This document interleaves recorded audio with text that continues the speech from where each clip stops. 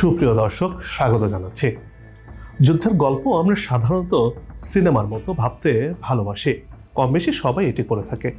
এক পক্ষ জিতবে, অন্য পক্ষ হারবে, তারপর আকাশে আতশবাজি, শহরে মিছিল আর বিজয়ীদের উল্লাস হবে। তারপর জয়ী সৈনিকরা ঘরে ফিরবে তার মা বাবা, সন্তান আর প্রেমিকার কাছে। কিন্তু বাস্তব যুদ্ধ কিন্তু একেবারেই ভিন্ন। বিশেষ করে এই সময়ের যুদ্ধ এত সরল আর নাটকীয় নয়। এখানে বিজয় কখনো কখনো নীরবে হয়, আর সেই নীরবতার ভেতরেই সবচেয়ে বেশি গভীরতা লুকিয়ে থাকে। এখন ইরানের চারদিক থেকে জয়ের সুখবর পাচ্ছে, সেটি সবাই জানতে পারছে। আন্তর্জাতিক মিডিয়াগুলো ভিউ বাড়ানোর জন্য অবশ্য রঙিন গল্প লিখছে না, এটি সবাই জানে। আন্তর্জাতিক রাজনৈতিক বিশ্লেষকরা, এমনকি পশ্চিমা রিপোর্টগুলো, সব জায়গায় একটা কথা ভেসে উঠেছে: এই যুদ্ধটা যুক্তরাষ্ট্র আর ইসরায়েল যতটা সহজে ভেবেছিল ততটা কিন্তু সহজ হয়নি, বরং অনেক জায়গায় উল্টো চিত্র দেখতে পাওয়া যাচ্ছে। প্রশ্নটা ভিন্ন জায়গায়। যদি সত্যি ইরানে এগিয়ে থাকে, তাহলে তাদের নেতাদের কণ্ঠে নেই কেন কোনো দম্ভ, নেই কেন কোনো উল্লাস, কিংবা ট্রাম্পের মতো বারবার বুলি আওড়াচ্ছেন না কেন? এই যে আমরা জিতে গেছি সেই কথাটি কেন বলছেন না, সে প্রশ্ন আসছে। এই প্রশ্নের উত্তর খুঁজতে গেলে একটু ধীরে হাঁটতে হবে আপনাকে। যুদ্ধ শুরু হয়েছিল আত্মবিশ্বাস দিয়ে।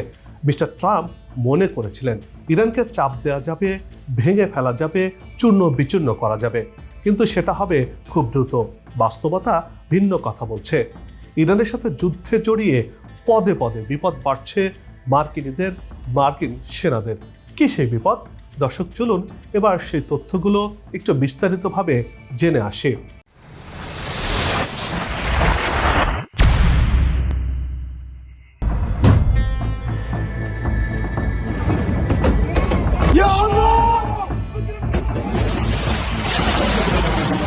মধ্যপ্রাচ্যের চলমান যুদ্ধের টান টান উত্তেজনার মাঝে ইরানের আকাশে একটি মার্কিন যুদ্ধবিমান ভূপাতিত হয়েছে।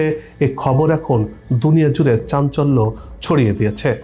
মার্কিন যুদ্ধবিমানের পাইলটকে ইরানি বাহিনী নিজেদের হেফাজতে নিয়ে গেছে বলেও খবর ছড়িয়ে পড়েছে। যদিও মার্কিন কর্তৃপক্ষের পক্ষ থেকে এখনও কোনো আনুষ্ঠানিক বিবৃতি পাওয়া যায়নি বা তারা জানায়নি, তবে এই ঘটনা ইরান ও যুক্তরাষ্ট্রের মধ্যকার চলমান যুদ্ধ পরিস্থিতিকে আরও জটিল করে তুলেছে। ইরানের তাসনিম নিউজ এজেন্সি বেশ কিছু গণমাধ্যম খবর প্রচার করছে দেশের দক্ষিণাঞ্চলে আমেরিকার একটি F-15 যুদ্ধবিমান ভূপাতিত করেছে ইরানের শক্তিশালী বাহিনী। IRGC দাবি করছে যুদ্ধবিমানটি বিধ্বস্ত হওয়ার আগেই পাইলট প্যারাসুটের মাধ্যমে বা সাহায্যে নিরাপদে বেরিয়ে আসতে সক্ষম হয়েছেন।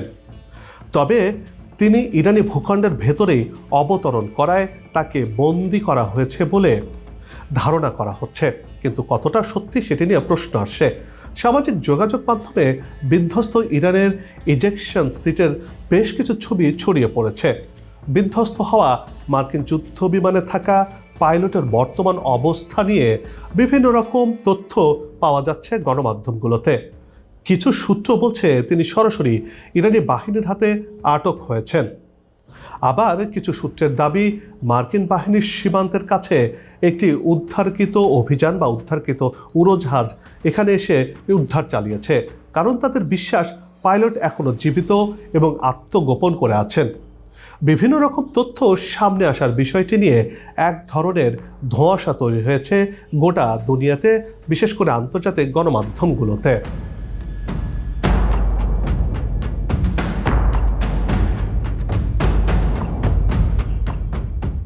IRGC বলছে তারা মধ্য ইরানে যুক্তরাষ্ট্রের একটি অত্যাধুনিক F-35 যুদ্ধবিমান ভূপাতিত করেছে।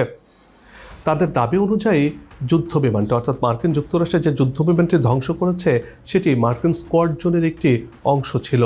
এটি সম্পূর্ণ ধ্বংস হয়ে গেছে। তবে এই দাবির সপক্ষেও কোনো প্রমাণ এখনো পর্যন্ত দিতে পারেনি বলে দাবি করছে আন্তর্জাতিক গণমাধ্যম এবং মার্কিন যুক্তরাষ্ট্র। এই ঘটনাটি এমন এক সময় ঘটল যখন ইরানের উপর ক্রমাগত বিমান হামলা চালাচ্ছে যুক্তরাষ্ট্র ও ইসরায়েল। যদি একজন মার্কিন পাইলট বন্দী হওয়ার খবর সত্যি প্রমাণিত হয়, তাহলে এই যুদ্ধের গতি প্রকৃতি একেবারে বদলে যেতে পারে, আর যেটি ইরান করতে পারে।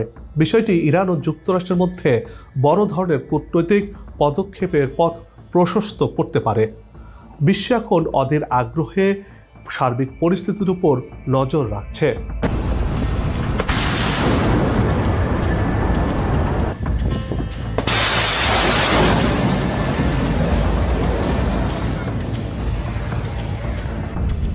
ইরানের দক্ষিণাঞ্চলীয় দুর্গম এলাকায় 2 দিন ধরে নিখোঁজ থাকার পর এক মার্কিন বিমান সেনাকে উদ্ধারের জন্য একটি বড় ধরনের সামরিক অভিযান পরিচালনা করেছে যুক্তরাষ্ট্র। কয়েকশো কমান্ডো এবং বিশেষ বাহিনীর সদস্য সেই অভিযানে অংশ নিয়েছে। মার্কিন প্রেসিডেন্ট ডোনাল্ড ট্রাম্প এই উদ্ধারের খবর নিশ্চিত করলেও ইরান দাবি করেছে তারা এই অভিযানে অংশ নেওয়া একটি মার্কিন আকাশযান বা আরেকটি মার্কিন যুদ্ধবিমান বা আকাশযানকে ভূপাতিত করেছে। বিভিন্ন সূত্রে খবরে বলা হচ্ছে ভূপাতিত একটি মার্কিন বিমানের একজন ক্রু সদস্য গত 2 দিন ধরে ইরানের অভ্যন্তরে আত্মগোপন করে রয়েছে এবং সেটি এখনও রয়েছে। তাকে খুঁজে বের করতে এবং নিরাপদে সরিয়ে দিতে মার্কিন স্পেশাল অপারেশন ফোর্স একটি বিশেষ পরিকল্পনা গ্রহণ করেছে, যদিও সেটি নিয়ে নানা রকম ধোঁয়াশা রয়েছে। আল জাজিরা জানিয়েছে অভিযানটি রাতের অন্ধকারে শুরু হলেও ইরানি বাহিনীর সঙ্গে প্রচণ্ড গোলাগুলি শুরু হওয়ায় তা দিনের আলো পর্যন্ত গড়ায়। মার্কিন কমান্ডোরা সরাসরি ইরানি ভূখণ্ডের ভেতরে প্রবেশ করে ওই সেনাকে উদ্ধার করে এবং হেলিকপ্টারে করে দেশের বাইরে অর্থাৎ ইরানের বাইরে নিয়ে গেছে, সেই তথ্যটি জানিয়েছে। মার্কিন প্রেসিডেন্ট ট্রাম্প একে একটি বিরাট সাফল্য হিসেবে বর্ণনা করেছেন। মিস্টার ট্রাম্প বলেছেন ওই ক্রুর অবস্থান নিশ্চিত হওয়া গেছে। তিনি আহত হয়েছেন, তবে ঠিক হয়ে যাবে, অর্থাৎ শারীরিক সুস্থ আছেন তিনি। অন্যদিকে ইরান এই দাবি প্রত্যাখ্যান করেছে সরাসরি। তারা বলছে তারা মার্কিন বাহিনীর এই অভিযানকে নস্যাৎ করে দিয়েছে, অর্থাৎ কোনোভাবেই মার্কিন যুক্তরাষ্ট্রের বাহিনীরা ঢুকতে পারেনি। ইরানের আধা সরকারি সংবাদ সংস্থা ফার্স তাদের টেলিগ্রাম চ্যানেলে একটি ছবি প্রকাশ করেছে, যেখানে ইস্পাহান প্রদেশের একটি মাঠ থেকে ঘন ধোঁয়া বের হতে দেখা যাচ্ছে।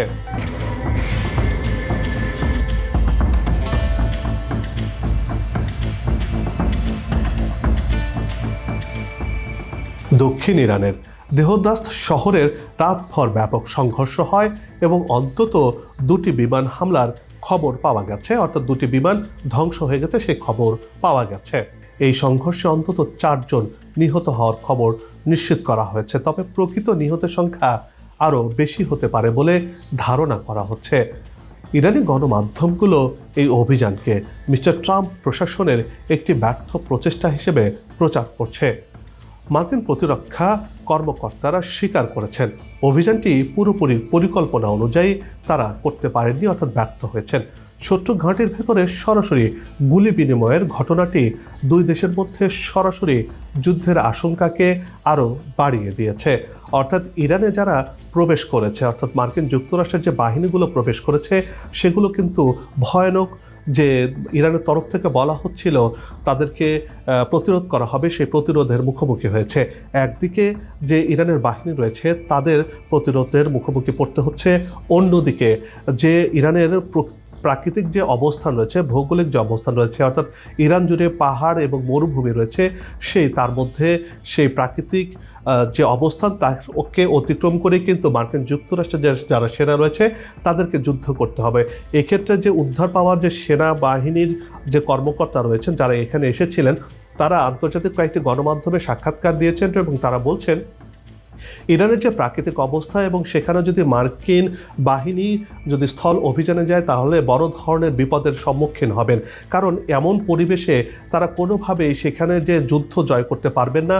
অর্থাৎ ইরান থেকে নিশ্চিতভাবে ইরানে প্রবেশ করলে মার্কিন সেনারা মৃত্যুবরণ করতে বাধ্য হবে বলেই মনে করছেন এই মার্কিন সেনা যারা সেখানে এই অভিযানে গিয়েছিল। তারা এসে কয়েকটি গণমাধ্যমে খবর প্রকাশ করেছে, সেটি আন্তর্জাতিক গণমাধ্যমে একটু খবর প্রকাশ পেলেও সামাজিক যোগাযোগ মাধ্যমে তা ব্যাপকভাবে ছড়িয়ে পড়েছে।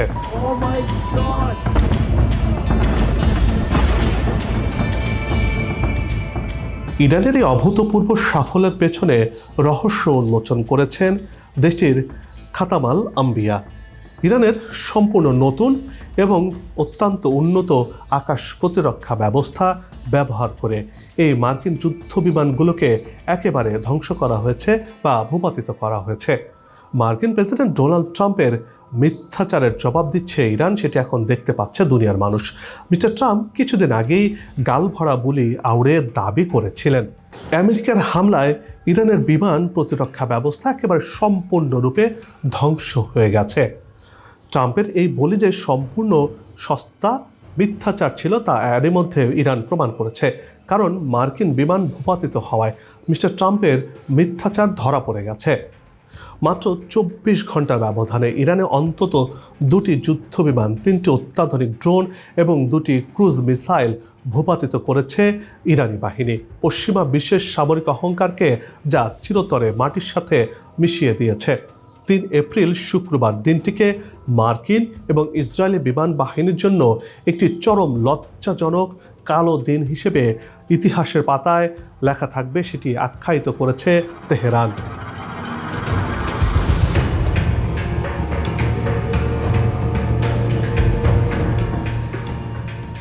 যুক্তরাষ্ট্রের পক্ষ থেকে প্রস্তাবিত 48 ঘন্টার একটি যুদ্ধবিরতির প্রস্তাব প্রত্যাখ্যান করেছে এরই মধ্যে ইরান। 3 এপ্রিল দেশটির আধা সরকারি বার্তা সংস্থা ফার্স্ট নিউজ এজেন্সির বরাত দিয়ে রয়টার্স এই তথ্য জানিয়েছে। একটি অজ্ঞাত সূত্রের বরাত দিয়ে ইরানি সংবাদ মাধ্যমটি দাবি করেছে যে তেহরান এই স্বল্প মেয়াদী যুদ্ধবিরতির প্রস্তাবে কোনোভাবেই রাজি হয়নি। প্রতিবেদনে বলা হয়েছে 1 এপ্রিল অন্য একটি দেশের মাধ্যমে এই প্রস্তাবটি ইরানের কাছে পৌঁছে দিয়েছিল মার্কিন যুক্তরাষ্ট্র। যদিও সেই মধ্যস্থতাকারী দেশটির নাম এখনও প্রকাশ করা হয়নি বা কেউ করেনি, কোনো গণমাধ্যমও তা জানায়নি। বর্তমানে ইরান এবং যুক্তরাষ্ট্র ইসরায়েল জোটের মধ্যে চলমান উত্তপ্ত পরিস্থিতির প্রেক্ষাপটে এই কূটনৈতিক উদ্যোগ নেওয়া হয়েছিল বলেই ধারণা করা হচ্ছে। তবে এই যুদ্ধবিরতি প্রস্তাবের বিষয়ে এখন পর্যন্ত মার্কিন যুক্তরাষ্ট্রের তরফ থেকে কোনো আনুষ্ঠানিক মন্তব্য বা নিশ্চিতকরণ কোনো তথ্য পাওয়া যায়নি। তেহরানের এই প্রত্যাখ্যানের ফলে মধ্যপ্রাচ্যের চলমান সংঘাতময় পরিস্থিতির প্রশমন ঘটবে কিনা তা নিয়ে নতুন করে অনিশ্চয়তা তৈরি হয়েছে।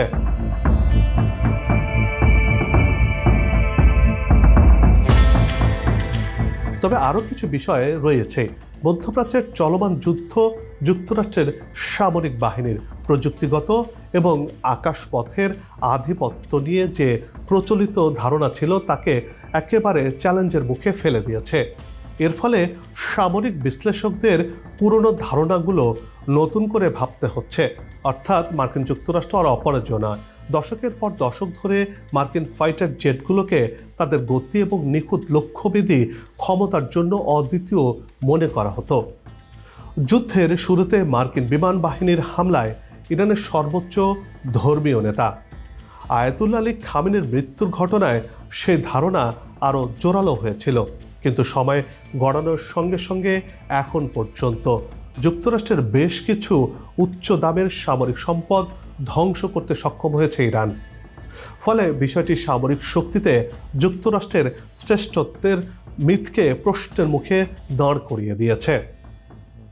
তথ্য বলছে যুদ্ধের শুরু থেকে ইরানের হামলায় মধ্যপ্রাচ্যে থাকা মার্কিন ঘাঁটিগুলোর বেশ ক্ষয়ক্ষতি হয়েছে, একেবারে তছনছ হয়ে গেছে এগুলো।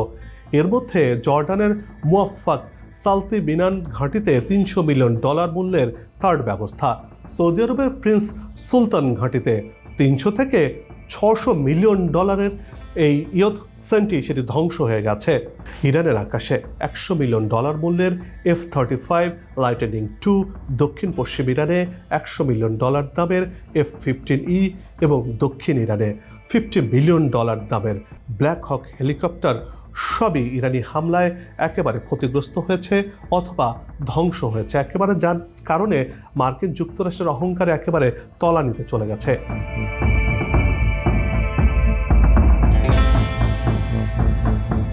পারস্য উপসাগরে থান্ডারবোল্ট, ইরাক ইরান সীমান্তে F-6 ফ্যালকন এবং $80 মিলিয়ন মূল্যের বেশ কিছু KC-135 স্ট্র্যাটো ট্যাঙ্কার বিমান ধ্বংস হয় এবং মারাত্মকভাবে সেগুলো ক্ষতিগ্রস্ত হয়েছে।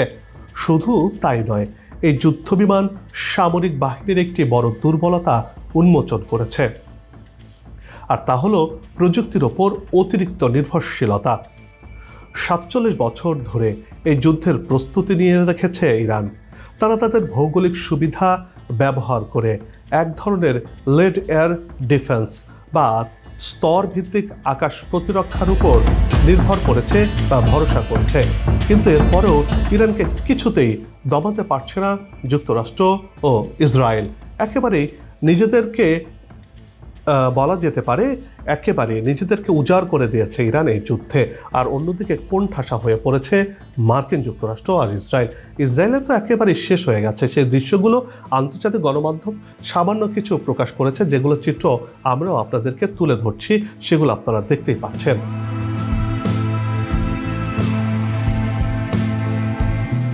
ফলে প্রযুক্তির উপর ভর করে মার্কিন বাহিনীর অজয়ী হওয়ার যে ধারণা এতদিন ছিল তা এখন সেকেলে হয়ে পড়েছে বলেই মনে করছেন সামরিক বোদ্ধারা। এদিকে চীনের একটি জাহাজ ওমান উপকূলের আন্তর্জাতিক জলসীমায় অবস্থান করছে বলে খবর পাওয়া গেছে। চীনের জাহাজটি এমন প্রযুক্তি দিয়ে সজ্জিত যা বিভিন্ন ডিভাইস থেকে নির্গত ইলেকট্রোম্যাগনেটিক সিগন্যাল সংগ্রহ করতে পারে এবং যেগুলো কিনা ইরানকে সাহায্য করছে। এই তথ্যগুলো লক্ষ্যবস্তু নির্ধারণে সাহায্য করতে পারে বলে ধারণা করা হচ্ছে, যেগুলো ইরানের হাতে পৌঁছে যাচ্ছে। একই সঙ্গে চীনের বাণিজ্যিক প্রতিষ্ঠান মার্কিন সেনাদের অবস্থানের বিস্তারিত ছবি অর্থাৎ তথ্য ইরানকে সরবরাহ করছে বলেও খবর রটেছে, যা আন্তর্জাতিক গণমাধ্যমগুলো জানিয়েছে। শুধু তাই নয়, রাশিয়া ইরানকে ড্রোন, অস্ত্র, খাদ্য, ওষুধ এবং গোয়েন্দা তথ্য সরবরাহ করছে। এমনকি S-400 আকাশ প্রতিরক্ষা ব্যবস্থা দিয়েছে ইরানকে, সেটিও এখন শোনা যাচ্ছে। যদিও এসব অভিযোগ অস্বীকার করেছে রাশিয়া। বিশ্লেষকদের মতে মধ্যপ্রাচ্যের চলমান যুদ্ধ দেখাচ্ছে যে শুধু উন্নত প্রযুক্তি থাকলেই যুদ্ধে জেতা যায় না। কৌশল, প্রযুক্তি এবং সম্ভাব্য মিত্রদের সহায়তা সব মিলিয়ে যুদ্ধের ফলাফল নির্ধারিত হয়। মিস্টার ট্রাম্প কি পরাজয় স্বীকার করে চুক্তিতে ফিরবেন, নাকি একাকী এই যুদ্ধের আগুনে নিজেকে সঁপে দেবেন? সেই উত্তর হয়তো জানতে বিশ্ববাসীকে আরও কিছুদিন অপেক্ষা করতে হবে, আর এর জন্য পারস্য উপসাগরের দিকেই তাকিয়ে থাকতে হবে। দর্শক, মধ্যপ্রাচ্যের উত্তপ্ত পরিস্থিতির প্রতিটি মুহূর্তের খবরের ওপর আমাদের নজর রয়েছে। তাই এসব খবরের সর্বশেষ বিশ্লেষণমূলক তথ্য জানতে আমাদের সাথেই থাকুন। সবার সুস্বাস্থ্য আর মঙ্গল কামনা করে এবারের এই বিশেষ প্রতিবেদন এখানেই শেষ করছি। আবারও হাজির হব নতুন কোনো খবর আর তার বিশ্লেষণ নিয়ে। ততক্ষণ পর্যন্ত নিজে ভালো থাকুন, দেশকে ভালো রাখুন। ধন্যবাদ।